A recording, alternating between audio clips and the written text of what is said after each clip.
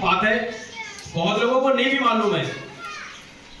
अक्सर आपने देखा होगा कि हमारे दरबार में जो निसंतान महिलाएं हमारी बहनें हैं, जो मां नहीं बन पाती हैं, उनको अक्सर मैंने देखा है कि उनको ज्यादातर फायदा होता है। ज्यादातर क्यों होता है मालूम है? किसी को नहीं मालूम है। आज ये हम बात अभी तक बताने का आदेश नहीं था, लेकिन आज बता रहे हैं कि हमारे दरबार में विशेष संतान के विषय में जल्दी फायदा क्यों हो जाता है, और हमारे दरबार में कौन कौन सी देवी पिंडी रूप में विराजी हुई है। मालूम है आपको? नहीं मालूम है? विराजी हुई। सर्वप्रथम माता गर्भधारिणी, जो हमें संतान प्रदान करती हैं, जो हमारे ही दरबार में सिर्फ विराजी हुई है, कहीं नहीं विराजी हुई है। ये हमारे दरबार में ही पिंड रूप में ये सदर वाला मकान, हमारे गुरुजी का जो मकान है, उसमें वहां पर विराजी हुई है। इसके बाद दरबार में 15 पिंडी रूप में विराजमान है।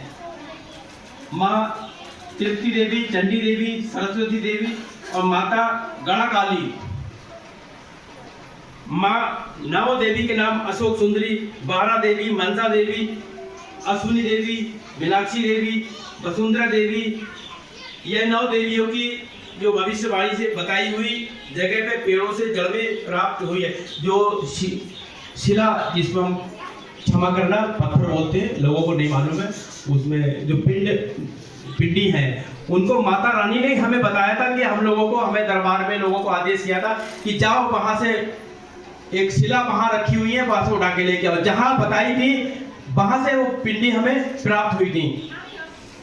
श्री देवी कुसुमांडा जी, श्री माता विजय मुख नंदिनी जी, जो आपके काम बनते हैं वो सब इनकी कृपा से, ये माता रानी हमारे यहाँ पर सामने आपके विराजमान है, इनकी कृपा से विजय प्राप्त होती है। अब हम माता श्री कुसुम जी के चरणों को कोटि कोटि नमन करते हैं। उनकी कृपा से हमारे दरबार में शोभा बनी हुई है। जो आपने देखा होगा, कोई दरबार में देखा आपने कि माता रानी हमें भजन भी सुना रही है, ढोलक या ताल, जो भी संगीत उनको मिलता है, अपने टूटा फूटा जैसा भी है, हम उनको कुछ नहीं दे पा रहे हैं, लेकिन वो हमें भजन सुना रही हैं और अच्छे अच्छे बात बता रही हैं। ये बहुत ही कम दरबार में मिलता है। नहीं तो बस जैसे माता रानी बताती है कि उल्टा सीधा आजकल खूब खेला कूदी खूब होती है, लेकिन हमारे दरबार में ये ऐसा नहीं है। ये बहुत अच्छी बात है।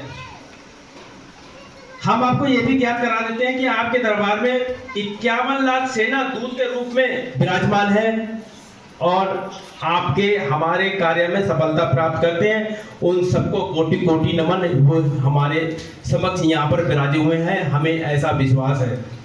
हम उन सबको आज गुरु जी की तरफ से और अपने सभी भक्तों की तरफ से नमन करते हैं, और उन्होंने हमें बीच बीच में सबको मार्गदर्शन भी करते रहते हैं और हमारी रक्षा भी करते हैं।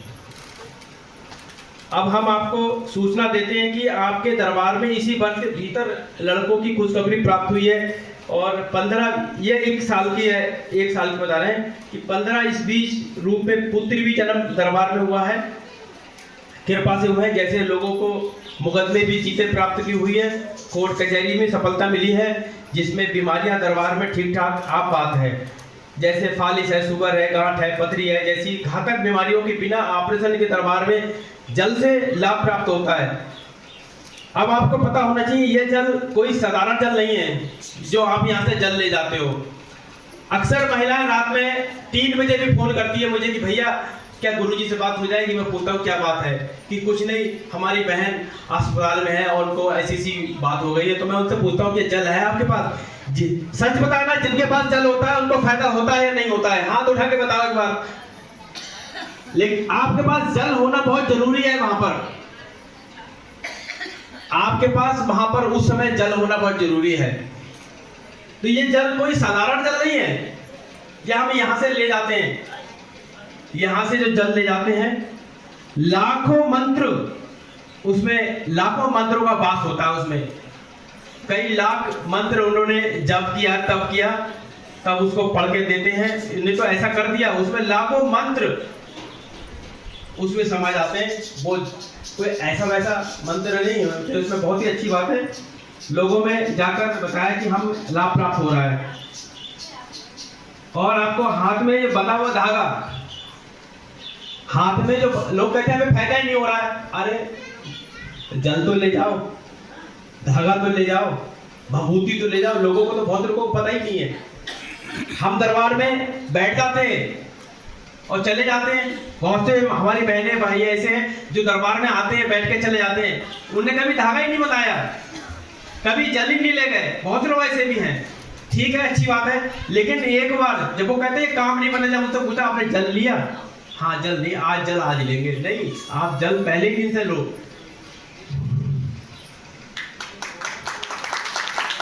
और ये सूत्र हाथ में बांधना बहुत ही जरूरी है, हमारे शक्ति बल बढ़ाता है। और इन सूत्रों के कई लाख मंत्रों का इसमें आवाहन हुआ है। जैसे अब मैं आपको बता दूं, यहाँ पर देखो, यहाँ पर हमारी देवी जी विराजित, पल्ले पार पे इतना बड़ा शीशे का जार रखा हुआ, उसमें कलापा रखे हुए हैं, उसमें भी कई लाख मंत्रों का जाप है। उसके मात्र दर्शन करने से ही लोगों को सिद्ध काम हो जाते हैं, लोगों को बिगड़े हुए काम बन जाते हैं। लेकिन लोग ध्यान नहीं देते हैं। हम लोग कहां तक आपको बताया, बताओ, इधर दिखाओ भैया। और ये कलावा इसमें जो रखा हुआ, ये इसके दर्शन बहुत जरूरी है। ये कलावा जो है, शायद आप लोगों ने एक बार लाके भी दिए होंगे सब लोगों ने। ये कलावा इसी हवन में यहाँ पर सिद्ध करे हुए है, हालांकि किसी को देते नहीं है इसको। मात्र इसमें कई लाख देवी देवता इसमें विराजे हुए हैं।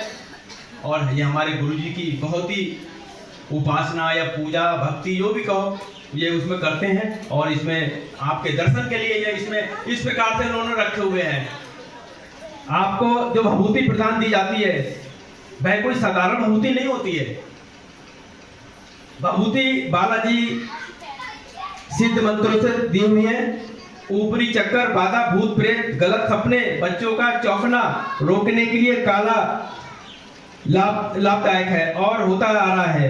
माता रानी के आशीर्वाद से आगे भी होता रहेगा। अच्छा, इतने साल से दरबार हो रहा है, कोई हमारे दरबार में अप्रिय घटना घटी नहीं घटी। कोई मौसम में रुकावट हुई, आंधी पानी आया, किसी को कोई परेशानी हुई? अगर हुई तो बता दो, यहाँ पर नहीं हुई है ना? हाँ, मैं एक बताता हूँ। एक घटना घटी थी काली थान मंदिर पर। एक महिला, वो थोड़ी चतुरनाथ थी, दरबार में आती थी। उसने एक दरबार के ऊपर लालछन, एक चोरी होने का आरोप लगाया। मेरा पर्स खो गया। गुरुजी को शायद याद होगा, वो बार बार चिल्ला रही थी दरबार में, अरे मेरा पर्स चोरी होगा, मेरा पर्स चोरी हो गया, मेरा दरबार में मेरा पर्स चोरी हो गया। मैं उस महिला से कह रहा था, मैंने इतनी संख्या में लोग बैठे हुए हैं, लोगों को गलत मैसेज जाएगा, आप यहाँ पर गलत कर रही हो, आपका पर्स होगा, मिलेगा। ये बालाजी का दरबार है, कोई ऐसा वैसा दरबार नहीं है। मैंने कोई ऐसा वैसा दरबार नहीं है। यहाँ पर अगर आपका पर्स चोरी हुआ तो आपको पर्स मिलेगा यहाँ पर। तो वो फिर भी नहीं मानी थी। उसको खैर फटकार लगा के उसको खैर शांत कराया कैसे भी करके। हमारे नैन जी महाराज, उनकी माता जी ने उन्हें कितने पैसे देते रहे पता? तो उन्हें 200 रुपए निकाल के उसको दे दिए। उसको 200 रुपए निकाल के दे दिए। अब वो जब 200 रुपए उसे दे दिए तो वो तो 200 रुपए के मारे अब वो घर में अपने घर चले गई, वहां से छोड़ छाड़ के सब। ये सच्ची घटना बता रहा हूं अपने दरबार की। वो 200 रुपए लेकर सीधे अपने घर पहुंच गई। जब घर पहुंच गई, मैंने गुरुजी से हल्के से कहा, मैंने गुरुजी ये पता नहीं जी क्या हुआ जी, बताओ। इन्हें यार जी तो हमारी दरबार की तो बहुत ही वो कर रही। बोले कुछ चिंता मत करो जी, अभी आएगी थोड़ी देर में। वो मंदिर और मेरा घर वहीं पास में ही है। वो महिला की मार पड़ी घर पे जाके, या कुछ भी उसके साथ कुछ भी ऐसी घटना घटी, वो भागती हुई हमारे घर पे आई। डर के मारे दरबार में नहीं आई। वो डर के मारे दरबार में नहीं आई। मैं हमारी धर्मपत्नी घर पे बैठी हुई थी। बोले क्या हुआ? बोले बहन जी हमसे गलती हो गई, 200 रुपया हमारे दरबार में गुरुजी का भिजवा दो। बोले क्यों? बोले वो पर्स हमारे घर पे मिल गया। बोले लड़का घर पे मिल गया तो दरबार में जा, तुम्हें क्या के लिए आई है? बोले नहीं, तू जा यहाँ से, नहीं तू दरबार में जा, अभी दरबार चल रहा है, दरबार में जा। वो रोती बिलकती कैसे भी दरबार में आई और चुपचाप उसने 200 रुपए जो माता रानी को, उनको हमारे नैन जी महाराज की माता जी को जो 200 रुपए थे, और कहा कि मेरा भैया मेरा पर्स मिल गया, मुझे बक्से में जा रही हूँ अपने घर। तो ये कोई ऐसा वैसा दरबार नहीं है। यहाँ एक सुई के बराबर भी एक घटना नहीं कर सकती है। ये मेरा चैलेंज है। और कोई यहाँ खेल के दिखा दे, ये भी चैलेंज है। लोग बहुत आते हैं खेलने वाले, बस खेल के एक ही बार खेल पाते, फिर दोबारा नहीं खेल पाते हैं, आ ही नहीं पाते यहाँ तक। और अभी मैं कहाँ भटक गया बीच में। हम आपको बताते हैं कि जैसे भभूति के बारे में, भभूति में भी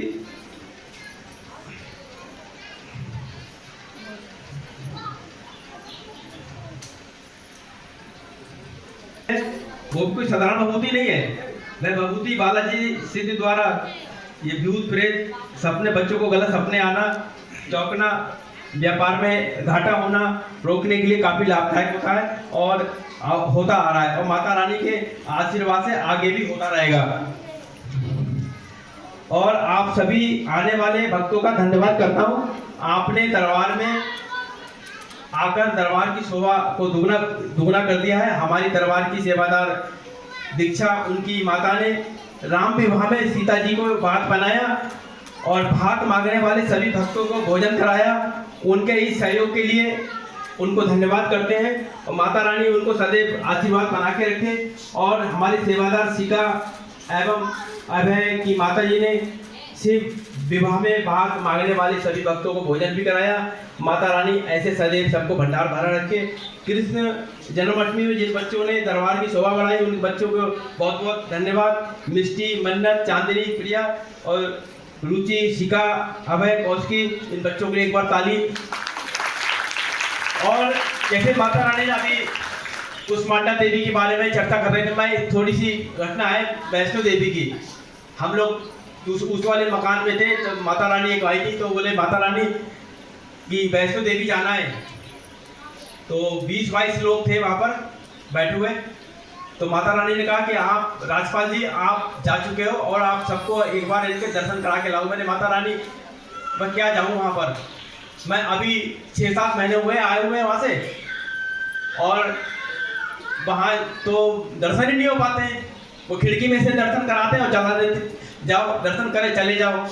तो माता रानी ने कहा था, बोले नहीं, आपकी तुम्हारा दरबार वैष्णो देवी की यात्रा पे जाएगा। और उन्होंने एक धागे का आह्वान किया था, एक धागा दिया था। बोले ये धागा सबके जितने भी सेवादार जाओगे ये सब अपने अपने हाथों में बांधोगे और दर्शन मैं दूंगी। तो हमने कहा माता रानी ये अच्छी बात है, लेकिन वहां तो लाखों की संख्या में माता रानी हमारी गिनती कहाँ। बोले नहीं, मुझ पर विश्वास करो और जाओ। खैर आनंद फानंद में सबने बड़ा अच्छी सी व्यवस्था करी, ट्रेन बुक करी, कई मेरे ख्याल से 1.5-2 लाख रुपए खर्च आए होंगे। और सभी लोग गए थे वहाँ पर, 20-22 लोग। तो वहाँ पर जब वैष्णो देवी भी हम जब पिछली बार मैं 8 महीने पहले होके आया था, तो वहाँ इतनी भीड़ थी। तो बाहर से जैसे ये दरबार लगा हुआ है, तो ऐसे ही दूर से दर्शन करके वैसे चले जाओ। हम ऐसे गए थे जब गए थे। फिर माता रानी ने हमें आशीर्वाद दिया था कि हम आपको दर्शन बहुत अच्छे से कराएंगे। वैष्णो देवी की बात है ये। तो हमने कहा ठीक है। हमारे नैन जी महाराज और हमारे राजमाता और सभी लोग, हम 20-22 लोग वहाँ लाइन में लगे हुए थे। आप लोग कितने लोग वैष्णो देवी गए हो यहाँ पर? कितने लोग जा चुके हैं? कितनी लंबी लाइन लगती है वहाँ पर? हम उस लाइन में सब लगे हुए थे। अब देखिए कृपा कहाँ पर होती है। हम सभी लोग वहाँ लाइन में लगे हुए थे। एक फौजी भाई आता है वहाँ पर, उनने हमारे गुरु जी की तरफ देखा और कुछ इनसे बातें हुई। तो इन्होंने फिर मुझसे मिला दिया, बोले इनसे बात कर लो। तो हमने क्या बात है, बोले भाई आप लोग लाइन में से बाहर आ जाओ। जो भी बातें हुई थी उन्होंने कुछ पूछा, इन्होंने कुछ बता दिया। वो फौजी मान गया कि हाँ कुछ तो बात है। जहाँ लाखों की संख्या में लाइन में लगी हुई और सिर्फ गुरु जी से बात कर रहा है, ये एक विशेष बात, कुछ ना कुछ बात तो है। नहीं तो कितने लोग हैं ऐसे वहाँ पर, कितने लोग ऐसे लगे हुए हैं कि कोई पता नहीं कितने लोग आते रहते जाते रहते हैं। लेकिन गुरुजी से बात क्यों की? क्योंकि माता का आदेश था कि मेरे बच्चे आए हुए हैं, उनको लाइन में से निकालो। तो उस फौजी भाई ने कहा भाई आप कितने लोग हैं? तो हमने कहा 20-22 लोग। वो थोड़ा घबरा गया, यार एक आध जना हो तो मैं दर्शन करा दूं, ये तो 20-22 लोग हैं। तो मैंने कहा भाई पूरा दरबार है। तो बोले सब लोग आ जाइए, आप 5 नंबर गेट पे पहुंचिए। मैं दरबार में खड़ा हूँ, झूठ नहीं बोलूंगा। और मेरे साथ कितने लोग गए होंगे जो उनको भी सबको मालूम है। तो वहां पर उतनी लैंप रोक दी गई हम लोगों के लिए विशेष। जैसे हम यहाँ दरबार में खड़े 20 मिनट तक हमने माता रानी के अंदर बैठ के वहाँ पूजा अर्चना की, बहुत अच्छे से हमें दर्शन दिए। और उस फौजी को भी धन्यवाद करते हैं, माता रानी को भी धन्यवाद करते हैं। ऐसे दर्शन हमें आज तक नहीं हुए और भी शायद अब फिर जाने वाले हैं, माता रानी। अब तो अभी आदेश होने वाला है कुछ दिनों में, हो सकता है कि कितने लोग जाएं कितने लोग ना जाएं। मैं तो कहता हूँ ये चमत्कार है, ये चमत्कार नहीं है तो कौन हमें पूछ रहा है वहां पर। तो एक बार सभी लोग मेरे साथ बोलो सच्चे दरबार की, सच्चे दरबार की, अच्छे दरबार की, बोलो नैन जी महाराज की। मेरी बाड़ी में कुछ गलत बोला हो मैंने तो मुझे क्षमा करना। जय हो।